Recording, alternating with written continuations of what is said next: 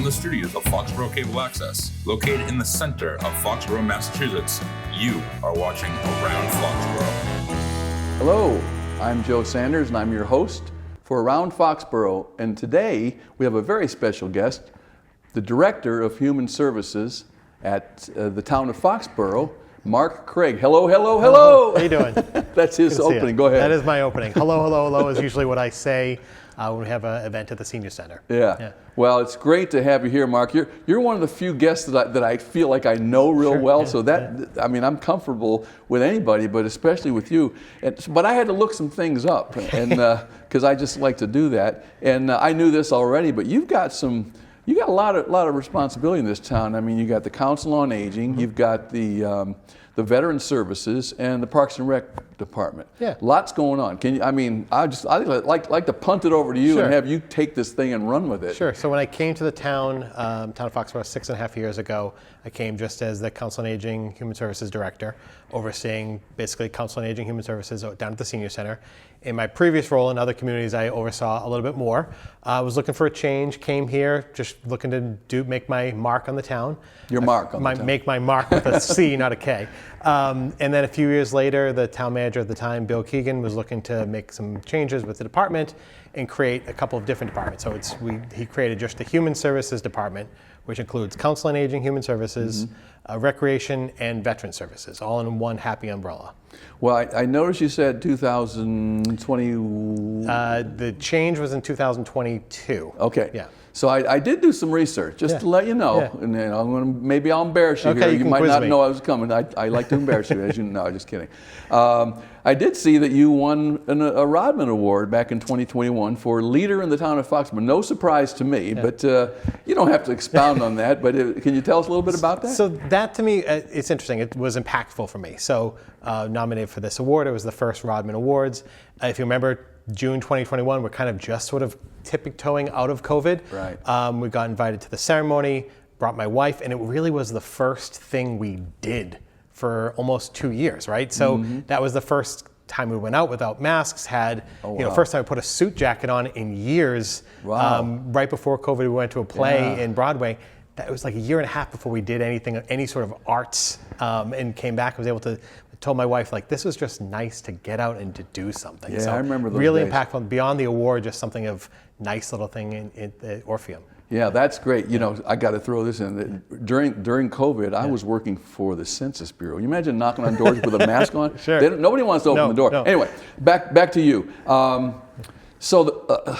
Of course, everyone in town knows about our new community center. Yeah. And I know you're heavily involved in that. I know you have experience at moving, creating new ones in Randolph, I think. Yep. Tell us more about that. Sure. So this was a little bit of a surprise. So a number of years ago, kind of right before COVID, the seniors expressed interest in having a new community center. So we did a feasibility study. We went to town meeting, got some money to do a study. The study happened February 2020. The study then continued through COVID. It's really hard to do a feasibility study. Normally you have people in a room, designing a building. When the plan was done, it came out to basically a $15 million building that a year later we knew was probably never going to happen. But the seniors still expressed a desire to have a newer building where the entire community can come together. Recreation, same thing. There's the rec hall on Mill Street. This kind of building is kind of pocketed all around town, but no centralized space where recreation can hold programs. Then last January in 2024, Bev Lord actually just reached out to me and said, the church down the street, the Mormon church is for sale. Wouldn't that be great if it was a community center? And I said, yeah, Bev, that would be nice. I mentioned it at a meeting, and actually both police chief and fire chief said, Mark, that is a great idea. What are you pursuing that? And I said, well, if these really much smarter than me say this is a good idea, let's go for it. So talked to Paige, we did a few site visits with Bill Ukna, really walked the building to see, could this actually be something, could we do this? Entered negotiations with the Mormon church. Fast forward several months, it went to town meeting, approved by resounding approval, and then the town purchased the building in August. And we're actually in the middle of renovation now to operate a full community center in a church. Wow. Yeah. You mentioned Bill Ukna. Bill addressed the Friends of Seniors a couple of weeks ago, and I attended that meeting. Wow. great. Yeah. The approach you guys are taking, doing the upstairs first to get the, Right. I can't describe it all, but everybody was very happy with what they heard. Sure. And I think they mentioned tours, hard hat tours. Are those still available? Or? Yeah, so I'm taking names for Hard Hat Tours, which is basically just a small group of people where I'm leading through, showing each individual room, which people can watch on YouTube, but at the same time, being in the space is something different. Having Bill Yukna and having the facilities team is fantastic. This is my third building. I had a rec center in Hanover, an intergenerational community center in Randolph. Both of those projects, it was basically left to me and the town planner to get things done. Here, having a team of people helping and actually doing the legwork and finding the contractors is fantastic for me. It means I can concentrate on doing my job. But so then the Hard Hat Tours are just me and 8 to 9 people walking through. So we're taking names. If anyone's interested, they just have to call the senior center and get their name on the list, regardless of age. We've had a few younger people on the tours. And I'm just showing people room by room, and I'm sort of laying out the ideas I have and seeing what the community spits back at me on a one-on-one basis. Oh, that's great. And I think it's worth mentioning, I know people might know this, but it's worth mentioning that this is not a new senior center. This is a new community center. And as we talked about your responsibilities with the Council on Aging and the veterans and Parks and Rec, I think, aren't they all going to be located there? They're all going to be centralized at that building. It's 76 Main Street. So last summer, we actually moved Veteran Services from Town Hall over into the current senior center to get a feel. The team is coming together in one space. They see each other every day, whether it's Chris, the new rec director, coming over into the senior center. We're all one big team, but really working together in one space.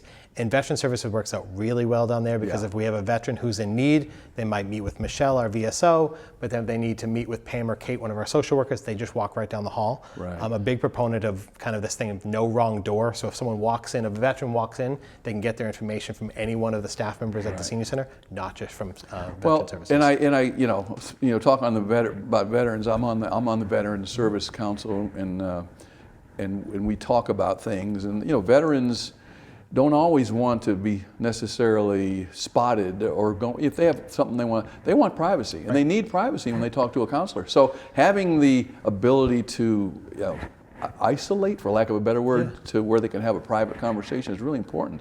And I think it's great what we're doing there. Yeah, we're sort of developing the best case scenario of helping people. So in the year 2000 is actually when the town conjoined Human Services and Council on Aging into one department. 24 years ago. So at the time it was seen as this thing where we're going to have younger people come into the senior center and meet with a social worker. Now it's just the norm. We have people all the time just walking in, they're getting their services. It's going to be a lot easier from them when we're in a community center because, as you said, you're not going to know who's there for help or who is there for a program. So the community center, we know we're going to have a lot more people come into the building. Certainly older people who would never consider themselves seniors. They won't come to an exercise class at a senior center, but they'll happily come to that same exercise class in a community center. We know that our numbers are going to go through the roof, and we're excited for that. Well, that is good. So, of course, the $1 million question, that's probably the wrong question, but the phased-in approach of what will be ready. Do we know when things will be somewhat ready for anyone to go in there? So we don't know exact dates yet. We know that at some point later this spring we'll be able to operate on the top floor of the church. So if you've ever been to the building, there's a church side, there's kind of a gymnasium. I wish it's not like a school gymnasium, but those two buildings, those two rooms, and then some offices, a kitchen that's going to be kind of turned into a diner. That's going to be open sometime this spring. I've heard about that. Yes, we had I want to hear about that more, but go ahead. So I'll talk the basement, the first floor. Once the elevator is constructed, we'll be able to operate the basement part of the building too, which is basically a lot of classrooms. It was set up for their kind of Sunday school, so we'll have some more offices. The front door will eventually be kind of, I'm not calling it a basement, but it's really the first floor. But I want to make sure that we have the building fully accessible before we move to using both floors. Well, I was about ready, and I'm going to ask you now, because I think it was Bill that mentioned it at the Friends of Seniors about the diner. Yes.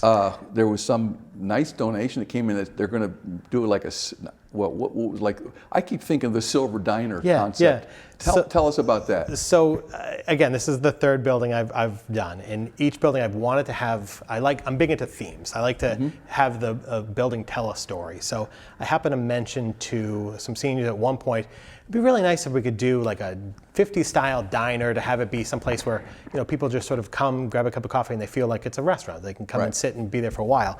So one day, and she might kill me for saying it, but Evie mom just grabbed me in the hallway one day and said, "Mark, I want to make a donation for the diner." And I said, "Oh, that's so nice, Evie." And I hate to say it, kind of almost kind of like the original thing with the building, right? Yes, Until the police chief just came right up. And I said, "Oh, that's so nice," and started to walk away. That's really appreciated. She goes, "Yeah, so it's going to be $50,000. And I stopped and said, "What?" And she said, I knew you were going to have that. I said, "Well, let me give you a tour of the building to make sure." So she and her financial advisor came for a tour. And wow. She said, "This is something I really want to do, and it's really important to me." The senior center was very important to her for a long time. And she met a lot of her friends at the coffee room in the senior center. She said, "I want to impart that for the next generation of seniors." Really, really heartwarming stuff. So that's going to be, she's already made one donation, is making another in a few months, and we'll have an awesome diner. And just to set the record straight, it won't be only for seniors. No, right? correct. Yeah, because people take things the wrong way here. No, it's going to be open for everyone, and I do think it's important that it's that 50s style diner that everyone knows that regardless of age. So it's going to have that kind of that retro feel. Wow, Yeah. I love that thought. I'm looking forward to that. I'm trying to think some more things. There's so much going on. I mean, I'm overwhelmed. I mean, I'm fairly new in Fox, relatively new, and I'm amazed at how much is going on all the time. I don't know how do you. Well, we just finished up event season in Human Services, so it really starts with Halloween, the Halloween parade through recreation. Right. So I have a new recreation director, Kristen Pellerin. She worked for me at the Council on Aging for the last few years, but before she came to Foxborough, she actually worked for me in Randolph too, for the recreation department there, and ran a community center for me. I kind of stole her when I came here, and then when the recreation director position opened up, I had her work interim. And then halfway through the summer, she said, "I think this is what I want to do." So she applied for the job. She was successful in that. So she ran the Halloween parade for the first time this year. Tremendously successful. The weather was perfect. Several hundred kids walking down the street and stopping at each business on Central. Great event. And then we had Veterans Day. Michelle Hamilton, our VSO, ran a tremendous Veterans Day. That was in November. And then we just finished up with Light Up Town 2 weekends ago. Right. Yeah. Well, I've told this more than once on this show with different guests.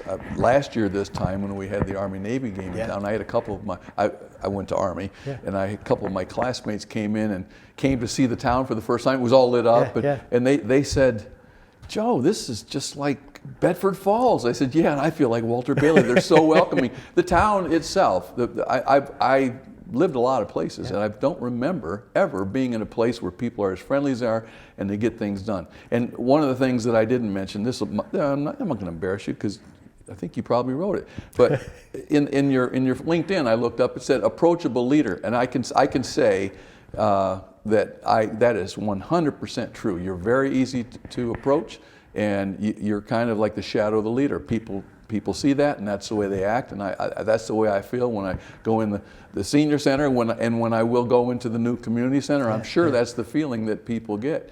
And I just want to thank you for that and congratulate you. You're setting the right tone here, and I hope you never leave Foxborough. Thank you. I appreciate that. So I do believe wholeheartedly in the leadership lessons. I've done a lot of different leadership development courses, whether through ICMA, which is International City Managers Association, or Mass Municipal Managers Association. I love always learning how to be a better leader. I'm definitely an open door manager. My door, the first thing in the morning, is a revolving door of people. My staff's just sort of checking in from the day before, getting set up for the week ahead. And I love that. I love being a part. I've tremendous team. They do their own thing and then rope me in when they need me, and it's just a great organization. Well, that's good. It reminds me of an old job I had many years ago. It was a very hierarchical job, and one of the big bosses used to evaluate his staff people who report by the wear on the rug in front of their desk, because people come up and ask them questions. Well, that was scary, but anyway.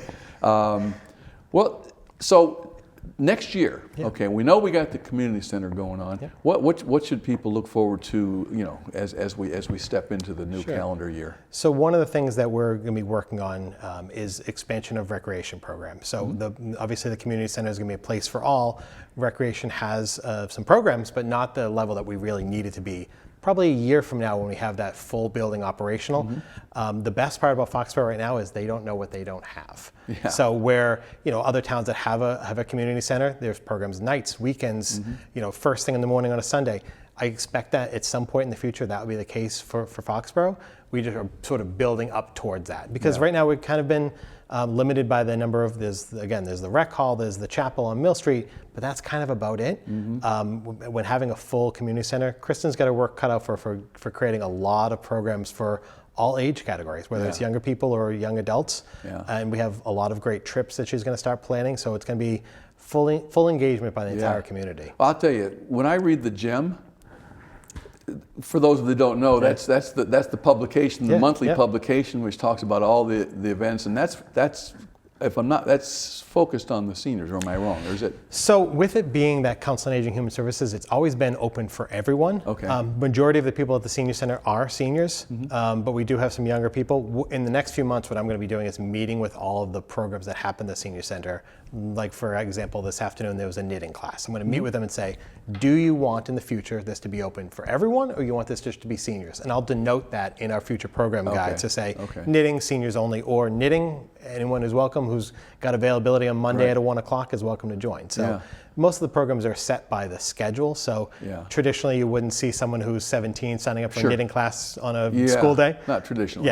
So we'll have maybe that program also repeat in the evening. So we'll have a lot of different programs. Well, and that topic that you just brought up about the daytime versus the evening time, and there was a discussion. I think it was at the Friends of Seniors meeting where we talked about, or the concern perhaps that seniors had about young kids running around and tripping them or what just because there are too many people. Sure. But truthfully, though, mostly the times that the seniors go are during the daylight hours, right? And when the kids are in school. I mean, I know that's a consideration. Any comments on that? The best part about this building is it's designed in a way where I'll be able to have programs for both in one space. But again, during the traditional senior center program day is when kids are in school. So it works out. We really only have to worry about 12 weeks a year. The summer of the 9 weeks in the summer, and then February, April vacation. Which in the summer, rec programs are outside. They're not going to be, let's have 1 million kids inside. It's going to be outside at booth. And then February and April vacation, we usually host those programs over at Mill Street anyway. So if a senior is enrolled in a program that happens at 7 o'clock on a Tuesday, there might be be some 8th graders in a babysitting class in the classroom next door. But the programs that we offer now, all the programs end by about 5:30 each day. I got to say one thing. As I told you, I'm a veteran, but seeing the new displays on the poles of the veterans from Foxborough, it's just beautiful. I really. And I don't know can you expound a little bit on that? Yeah, so that's been something that's been in the works for a long time. When Michelle came in, I said, look, there's a whole bunch of people working on this. If there's something you'd be interested in, she started bringing ideas. Within a few months, got things up, and she's able to roll with it. We already have the first set of group is up, already working on the next set of group for veterans to go up sometime before Memorial Day. And then the plan is when those banners come down, rather than just kind of get folded in and put in a closet somewhere, is we're actually going to hang them in the gymnasium, the community center. Oh, great. And I'm going to call it the Heroes Hall. I like that. Like at the Garden where you have the Celtics banners hanging, there'll be the hero banners hanging in the hall. Oh, I think that's a great idea. Wow. Oh wow, I'm glad to hear that. I'm glad I asked that. And it's something as you're driving uptown, it looks really nice, and they're eye-catching. That bright red color, especially the other day when there's a little bit of snow, it's eye-catching of this red, which is very little uptown area where everyone's eyes are drawn immediately right there. Yeah. Keep your hands on the wheel, but so I'll tell you what we need to do. I'm on the Cultural Council also here. And when you get that building up and running, you need a fox out front. I do need a fox out front. We'll talk about that maybe a little bit later. That sounds great. I would love that. Because we're getting close to the end of that 2-year cycle on those foxes, and there's a lot of discussion. We're hearing a lot of input from people on what's going on. Yeah, So all right now we're selling mugs. You know? But I anyway. would love a fox. I would love a fox. And anything else, Mark? I've kind of run out of questions. I mean, there's so much, though, I know that I haven't thought to ask. Is there anything else that you'd like to bring up? That So realistically, if anyone's watching at home, I hope that if they have an idea for a program, regardless of age, Right. they can reach out to me. If they have a special talent, I'm going to need a lot of people who want to do programs in the community. So whether it's something they just want to donate their time, if they'd like to get paid for their time, I need more and more and more. And over 6.5 years, I've said no to 0 programs. So if anyone has an idea for a program, I might say, well, let's tweak it a little bit, but I never say no. So the more opportunities, the better. That's good. Well, it goes with your theme of being approachable. I found it, and I'll just give you something that I've done, which I've really enjoyed. I work with Kristen. She's my quote unquote boss, as I've been the umpire for women's kickball. It's a blast, and the women love it. It's a lot of fun. There's a lot of fun things to do in this town. There is a so lot. I want to thank you for that. One final question is, of course, the community center. What's next after that? We have lofty goals. So myself and Kristen had met with Heather Harding, the Recreation Board Chairperson, earlier today, and the goals for 25 and beyond of what happens next with recreation properties. There's some great things that are kind of on the horizon. There's some grants that we can apply for. The town, we actually just finished a ADA accessibility self-transition plan. So it's kind of spearheaded that with Kristen. So in the future, we'll be able to get money from the state. If there's a park or the property the town owns that needs to be ADA accessible, we'll be able to get money for that. So we'll be able to improve properties all around town. I'm already looking forward to 2025's Light Up Town, and I have ideas of, I would love to shut down the entire common. That would be my goal. It's a 5-year goal of really getting from the Light Up Town, which used to be just flick the lights on and that's it, to a major community event that's something that rivals Founders Day. That's my real goal. Yeah, well, that's great. Well, Mark Craig, very nice to have you today as our special guest. Looking forward to all the great things you're going to be doing. And ladies and gentlemen, that is it today for Around Foxborough. I'm your host, Joe Sanders, and good night.